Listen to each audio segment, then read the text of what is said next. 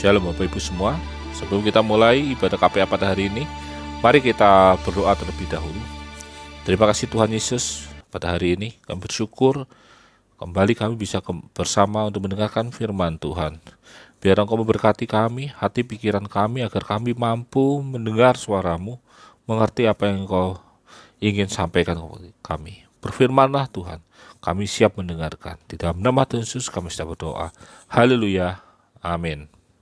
Shalom Bapak Ibu semua, pada hari ini firman Tuhan KPA online kita mulai dengan judul Hidup dalam Kesetiaan.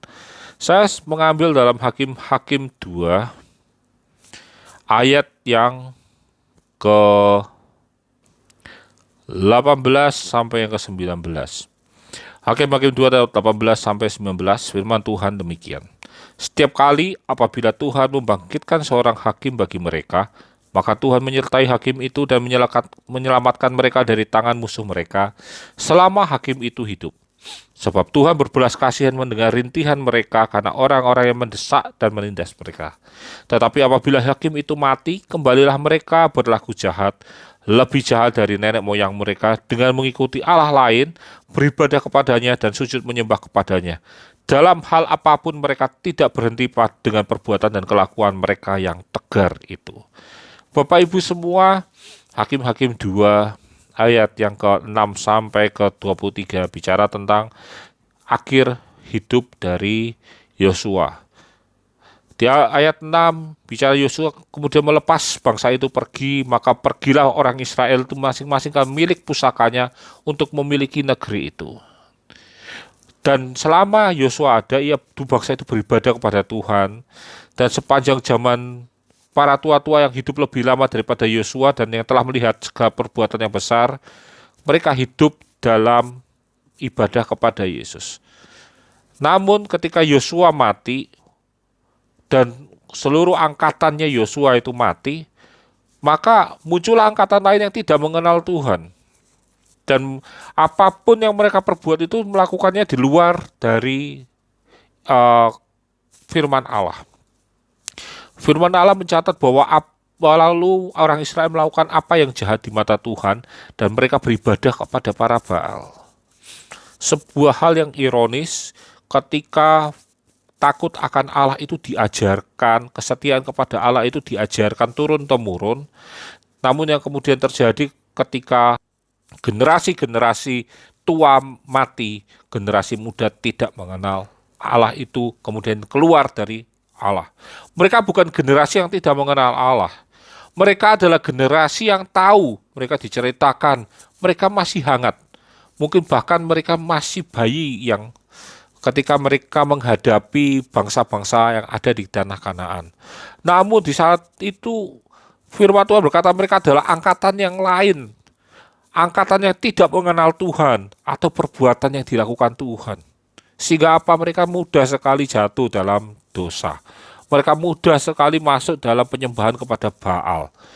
Bapak Ibu semua, ketika bangsa Israel itu jatuh ke dalam dosa, maka Tuhan membiarkan mereka untuk masuk dalam tangan perampok. Ayat 14 berkata, maka bangkitlah muka Tuhan terhadap orang Israel, ia menyerahkan mereka ke dalam tangan perampok dan menjual mereka kepada musuh di sekeliling mereka, sehingga mereka tidak sanggup lagi menghadapi musuh. Dikatakan bahwa setiap mereka jatuh dalam dosa, setiap mereka meninggalkan Tuhan, maka Tuhan membiarkan mereka hidup dalam ketakutan, mereka hidup dalam kekalahan, mereka hidup dalam penjajahan. Dan ketika mereka kembali kepada Allah, maka Tuhan memberikan mereka hakim sebagai penolong. Dikatakan setiap kali apabila Tuhan membangkitkan seorang hakim bagi mereka, maka Tuhan menyertai hakim itu dan menyelamatkan mereka dari tangan musuh mereka. Artinya Tuhan tidak pernah meninggalkan bangsa Israel. Tuhan tidak pernah membiarkan bangsa Israel jatuh terus dalam dosa. Dia mengutus hakim untuk memperingatkan mereka, mengutus hakim-hakim untuk masuk dalam kehidupan bangsa Israel, meluruskan kembali bangsa Israel dan menyelamatkan mereka dari tangan musuh-musuh mereka. Dan ketika hakim-hakim itu kemudian mati, yang terjadi adalah kembali bangsa Israel keluar dari firman Allah. Selalu urutannya seperti demikian. Hakim mereka jatuh dalam dosa, lalu hakim muncul, hakim menyelamatkan mereka, lalu mereka hidup dalam Allah, lalu ketika hakim itu mati, mereka kembali jatuh dalam dosa, lalu mereka diselamatkan uh, oleh Allah melalui hakim yang baru, dan demikian terus-menerus. Dan yang terjadi kemudian bangsa Israel dan bangsa Yehuda tidak pernah ada lagi dalam uh, kehidupan secara real. Bangsa Yahudi sekarang mewakili ras dari Yehuda yang ada di tanah Yerusalem saat ini. Bapak Ibu semua, kita bisa melihat kehidupan bangsa Israel menjadi gambaran dalam kehidupan kita, di mana kehidupan kita ini seringkali naik turun dalam kesetiaan kita dengan Tuhan. Ketika kita sedang diberkati Tuhan luar biasa, kita hidup dalam Tuhan, lalu kita menjadi lupa Tuhan. Lalu kita jatuh dalam dosa, kita jauh dari Tuhan, kita mengabaikan ibadah-ibadah, kita hidup dalam pemikiran kita, kepercayaan kita. Kemudian ketika hidup itu sudah mulai menelan kita, kita berteriak dan Tuhan menolong kita. Ketika Tuhan menolong kita, kita kembali membuat satu komitmen yang baru, komitmen untuk hidup dalam Tuhan. Lalu kita kembali hidup dalam Tuhan, Tuhan memperbaiki kehidupan kita. Lalu kita diberkati Tuhan, ketika sudah diberkati Tuhan, kembali kita jatuh dalam dosa. Lalu kehidupan kita masuk dalam kehidupan yang penuh dengan penderitaan karena dosa.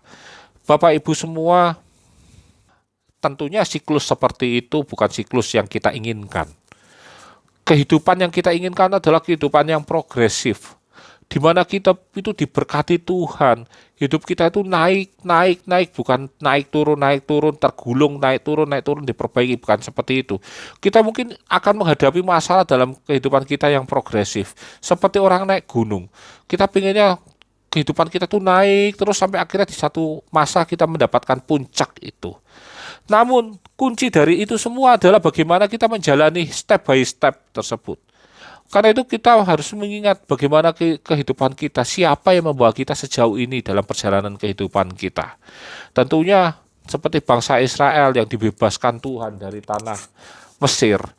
Kemudian mereka hidup sebagai bangsa pengembara, tapi mereka menjadi bangsa yang bebas dari perbudakan. Demikian pula hidup kita. Kita adalah bangsa yang dibebaskan Allah, masuk dalam pengembaraan kehidupan kita, di mana kita menjadi seorang bangsa Israel yang dimurnikan, diperbaharui. Supaya apa? Kehidupan kita itu hidup dalam berkat Allah. Supaya Allah ada dan bertata dalam kehidupan kita. Kehidupan yang tidak ada Allah di dalam kehidupannya, menjadi kehidupan yang jauh dari Allah. Sehingga apa? Sehingga kita mudah diombang-ambingkan oleh dosa. Dan konsekuensi dosa adalah satu penderitaan yang luar biasa. Kita akan jatuh dalam dosa. Banyak hal yang saya lihat, mereka yang hidupnya kemudian jatuh bukan karena mereka melakukan satu kesalahan atau melakukan satu pemilihan kesalahan dalam proses bisnis. Tapi mereka jatuh karena mereka salah dalam memberikan orientasi dalam hidupnya. Ada yang mereka yang memiliki keluarga yang baik, support system yang baik, sehingga mereka menjadi orang yang berhasil karena ada support system di dalam rumah tangga mereka. Tapi kemudian ketika si suami ini berhasil, yang terjadi kemudian dia mencari orang yang lebih muda, lebih fresh, lebih ayu, lebih ganteng, lebih cantik. Terus kemudian dia jatuh. Tidak sampai di situ saja, kehidupan ekonominya, karirnya pun ikut runtuh. Banyak kejadian seperti itu. Keberhasilan sudah tinggi. Mereka lupa siapa yang membawa mereka jauh ke atas itu. Mereka lupa siapa yang menemani mereka jauh dari situ. Dan kemudian ketika mereka jatuh dalam dosa, mereka kemudian berbalik kembali. Tapi luka itu tetap ada. Kehancuran terhadap kesalahan kita itu tetap harus kita tanggung. Tentu kita tidak mau kehidupan yang hancur, diperbaiki. Kita ingin sebuah kehidupan yang progresif, yang berkembang, bertumbuh luar biasa. Karena itu firman Tuhan katakan setiap ranting yang tidak menempel pada dahannya tidak akan pernah bertumbuh dalam hidupnya. Demikian pula kehidupan kita yang tidak menempel pada Allah, pada Yesus, kita tidak akan pernah bertumbuh dalam hidup kita.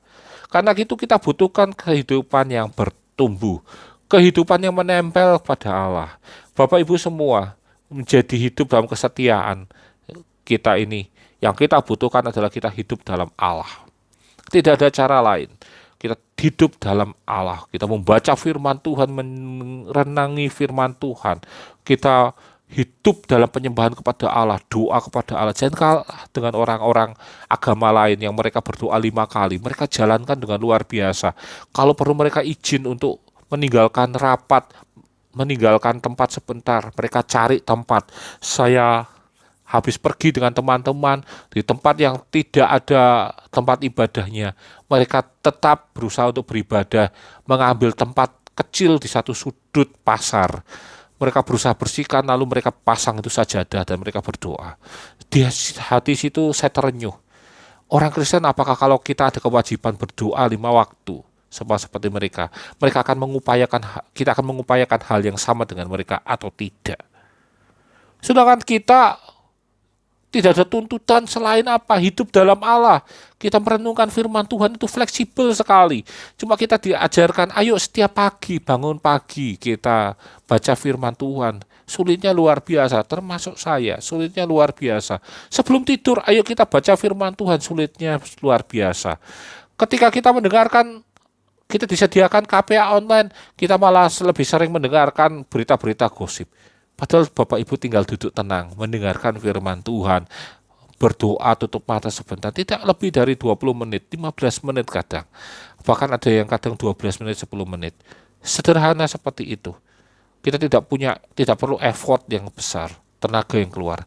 Yang kita cukup lakukan adalah hidup dalam persekutuan dengan Allah sesuai dengan waktu yang kita miliki. Itu adalah bagian dalam perintah Allah, dalam hidup dalam Allah. Karena itu Bapak Ibu, belum lagi kita bicara tentang ibadah. Saya melihat teman-teman saya yang hari Jumat beribadah, mereka upayakan bagaimanapun mereka beribadah. Kita hari Minggu kadang diselingi, aduh ada PKK, aduh ada jalan sehat, aduh ada tamasya. Lalu kita punya 2 tempat ibadah, yang pagi jam 7 pagi dan yang jam 4 sore. Kalau sudah pulang jam 2 siang, kita malas untuk yang sore, badannya capek semua. Gak apa-apa, minggu depan kita bisa ibadah. Ya kalau bisa ibadah. Kalau tidak bagaimana? Banyak hal kita seringkali meninggalkan waktu-waktu yang sebenarnya merupakan kesempatan kita beribadah. Karena itu Bapak Ibu semua, di firman Tuhan ini, untuk hidup dalam kesetiaan kita kepada Tuhan, yang kita perlukan 2 hal. Yang pertama, hidup dalam Allah, hidup dalam persekutuan dengan firman Tuhan, dan yang kedua adalah hidup dalam ibadah kepada Allah. Setiap beribadah kepada Allah, tidak ada kerugian dalam kita beribadah kepada Allah. Kita akan diberkati saat kita beribadah kepada Allah. Di tahun 2024, mari Bapak Ibu, kesetiaan kita kepada Allah ini kita kembalikan dalam porsi yang kita tulis sangat-sangat penting untuk dilakukan, yaitu hidup dalam Tuhan, dan yang kedua hidup setia beribadah kepada Allah. Saya yakin ketika kita dekat pada Allah, kita akan diberkati Allah luar biasa. Kita hidup dalam penyertaan yang luar biasa, tangannya akan menolong kita. Amin. Tuhan memberkati. Kita sudah mendengarkan firman Tuhan, mari Bapak Ibu semua kita berdoa. Terima kasih Tuhan Yesus, pada hari ini Engkau mengingatkan kami agar kami hidup dalam jalan kesetiaan kami, jalan di mana kami bisa bersetia kepadamu Tuhan. Karena itu Tuhan, biarlah kami menjadi bangsa Israel yang takut kepadamu, Israel yang tunduk taat kepada firman Tuhan. Biarlah kami hidup dalam kesetiaan kepadamu Yesus, dan kami hidup dalam penyertaan-Mu Tuhan. Tangan-Mu akan selalu melindungi kami semua Tuhan. Terima kasih Bapa, berkati kami semua dalam pekerjaan mata pencarian kami, dalam sekolah kami, berkati kami dalam keluarga kami, berikan kami kesehatan, kekuatan, hikmat dari surga. Tutup bungkus gua besar kami, keluarga kami dengan darah-Mu yang kudus, jauhkan dari marah bahaya, sakit, penyakit, dan kami serahkan seluruh kehidupan kami dalam tangan-Mu, dan kami tutup ibadah KPA ini hanya di dalam nama Tuhan Yesus Kristus. Kami sudah berdoa dan mengucap syukur. Haleluya. Amin.